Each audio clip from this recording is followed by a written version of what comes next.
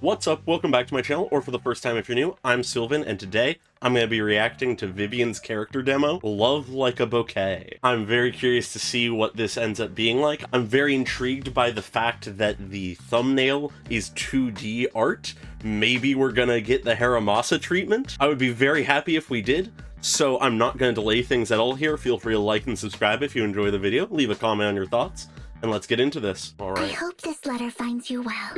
Okay, writing a letter. This Ooh. is Vivian. I'm loving the tone already. A letter for Lord Phaethon. Of course, it's to us. I'm loving the muffled sound design. Where should I start? The visual filter is Do also you have really a favorite interesting. flower, Lord Phaethon? Oh, and now we go into the 2D. Okay. Waking up from a dream?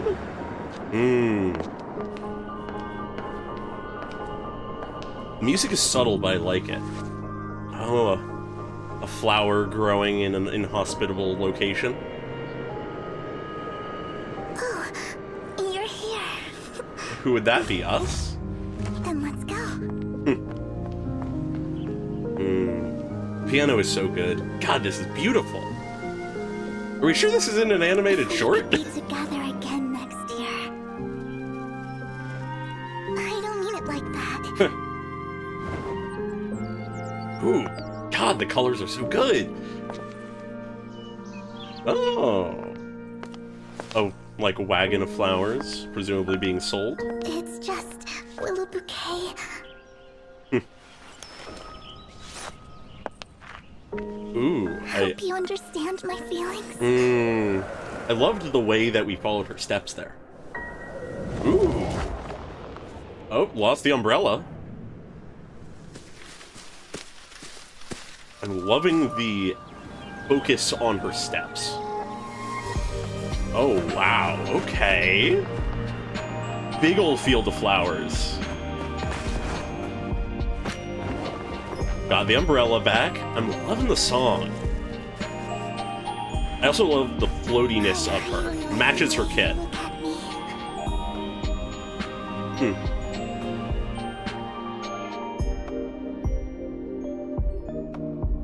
Oh. Whoa, I love this. I love when Zenless does this unique visual style. Lord Okay, Phaethon, TVs. is that you? People in the TV. Oh my god, a ruined city? Lord Phaethon. Lord What? Phaethon. What is These are this for you. place? My favorite flowers. Lord Phaethon. Reaching out to us, hoping that her feelings reach us, awaking from the dream again, but now with tears. Jesus, How okay. amazing it would be to meet you in person. Yeah, so this is before she knew who we were. Someday, I'll share with you all that I adore. Wow. Vivian. That is not a trailer. That is not a demo. That is an animated short. I stand by my statement. This is not a demo. This is an animated short pretending to be a demo. They have gone a step beyond what they did with Haramasa. They've gone beyond the mix of 2D and 3D elements to tell a more cohesive story and essentially just made an animated short. The only thing that enables them to call it a demo rather than an animated short is this beginning portion, where technically speaking, we are seeing her in 3D, seeing her in environments, all that stuff. But even then, they visually are doing things with the colors and the sound and everything to make it distinct. And we aren't seeing like a demonstration of her kit or anything. Not that we really ever get that in Zenless demos, but it's literally just this beginning portion. Not even the first 30 seconds. Everything else is this full 2D animated style. It's not even the live 2D sort of aesthetic and tweening of the teasers, full animation, which is incredible. I love it. Consistently, the best trailers and demos are the ones that break the mold like this, and this is no exception. But now to look at what's actually said a bit more, it's fairly straightforward. There isn't necessarily a ton of depth here, but I will get as much as I can out of it. So first off, we very early with the first line get the actual framing of what is happening. Whether literally or otherwise, Vivian is writing a letter to us, to Phaethon. But then we follow her as she ponders where to start, how to express her feelings. She is writing a letter to tell us how she feels, what she adores about us, how we have inspired her, all of those things. And she doesn't know how to put it on the page.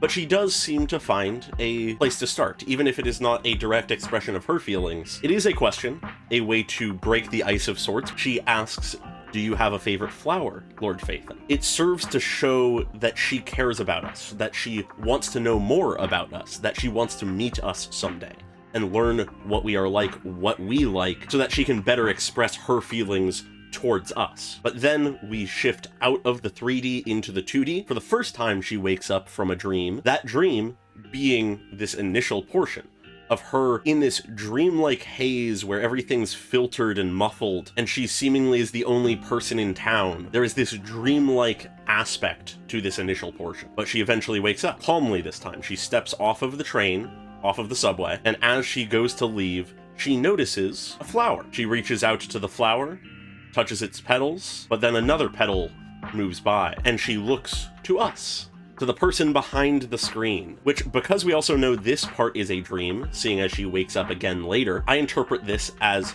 her dreaming of meeting us, seeing us here, and us joining her on a day on the town, basically. It is her dream to get to know us, to become close to us, and this is that dream. She happily hurries along, telling us to follow behind her. As we emerge, suddenly somehow from the subway into a street in, at the very least, a park, if not further from a city, surrounded by cherry blossom trees. The kind of traversal that is only possible in a dream, realistically. And as the dream continues, we walk together. She's admiring the flowers, the cherry blossoms, as she wishes aloud if we could be together again next year, but then realizes what that kind of statement could insinuate. Perhaps more to her than anyone else, that being together is more than just a physical thing. It could mean a relationship. And she blushes because of that, saying, "I don't mean it like that. That's not what I meant. I just want to be here with you. I definitely don't have feelings for you or anything." But very much it's in a sort of shy way. She, once again,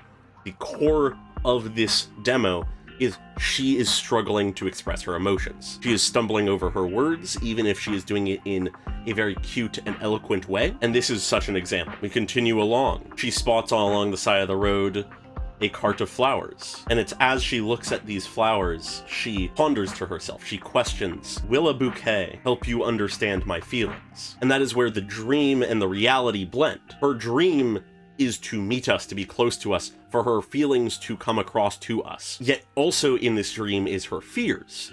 Her fear that we will not understand her. Her fear that any attempts she makes to reach out to us, to grow closer to us, will fail. And with that comes this wind that takes her umbrella away. A physical sign of something going wrong. But she comes to this massive natural field of flowers in the process. And so she runs after her umbrella. Once again, this dreamlike atmosphere. She jumps up, grabs it. She has this floaty air to her. And so at least at this moment, those doubts are not enough to break the beauty of this dreamlike moment. In this dream, she loves the way that we look at her. It's a way that she wishes we would once we meet. But then clouds come over, and we change aesthetics entirely. The doubt returns. It cannot be escaped anymore. She does not know who we are. She wants to know.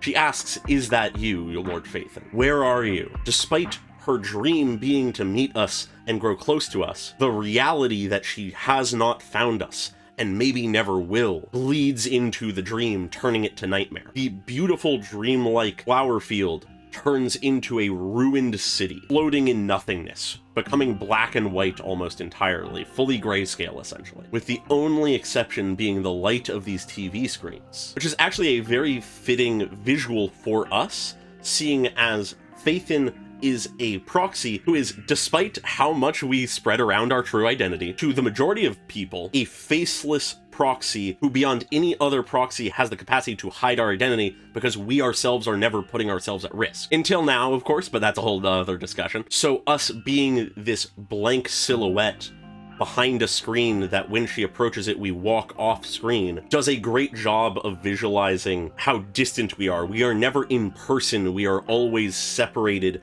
by a screen, and we can walk away at any time. But within this questioning of if she will ever meet us, where we are, who we are, she calls out still, saying, "These are for you. These flowers, this bouquet of flowers are for you," which she says are her favorite. Because she does not know our favorite flower, she offers her own, a offered gift to try to show how deep her love is for us. Love Like a Bouquet is the name of the demo. She is associating her love of this flower with us, and she's trying to express that love for us by connecting the fact, these are flowers I love and I am giving it to you, someone I love. Even if I do not know where you are or who you are, this is a cry out to nothingness, hoping that my feelings reach you. And she reaches out to the screen, her hand changing styles as she does, as she hesitates. Only for before her hand touches the screen for real, images flash by, most notably of her within a TV. Her as this indistinctly glowing shape within a TV with cords coming out of it on all sides. We may be on the other side of the screen, but she feels like she is the one who is trapped. And so she wakes up again from the dream,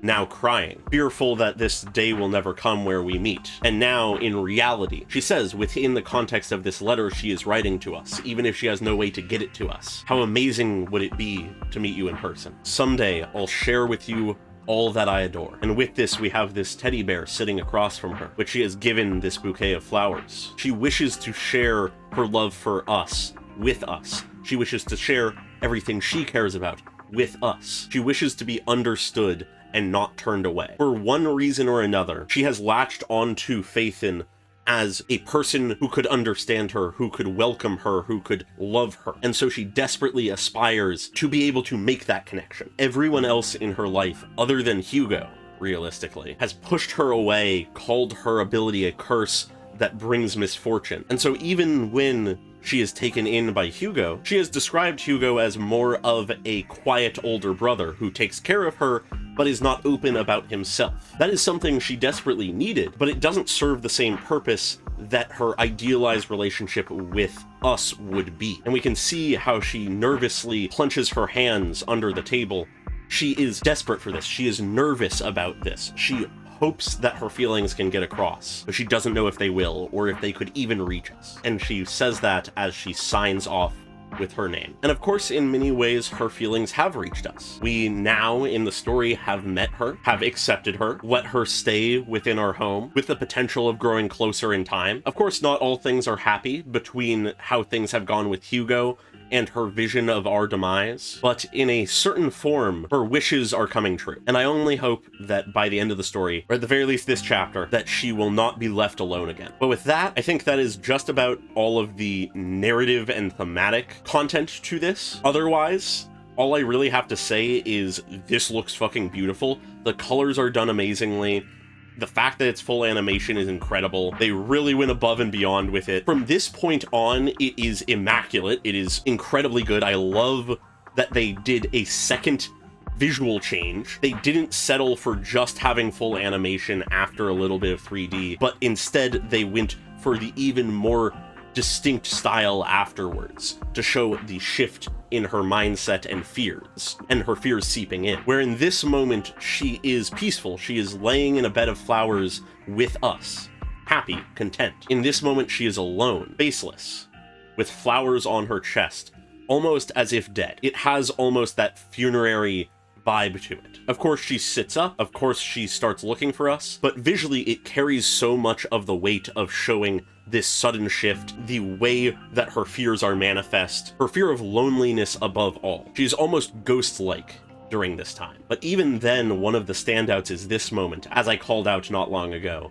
How, as she reaches out, there is this uncertainty, this hesitation, this worry that manifests visually by her hand shifting between various different roughnesses and styles and shapes until it just loses so much of its distinctness, becomes much more abstract, becomes merely shapes and patterns, fractaling out into nothingness. It does such a good job of what it's trying to do.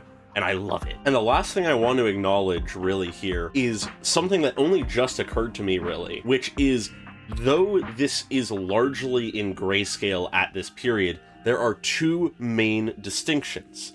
I already called out the TVs, but the other one is these flowers. The flowers that are her favorite, the flowers that she loves, which points me to the fact that this serves as an amazing representation of a variety of things. Take this as an abstract representation of the world in Vivian's eyes.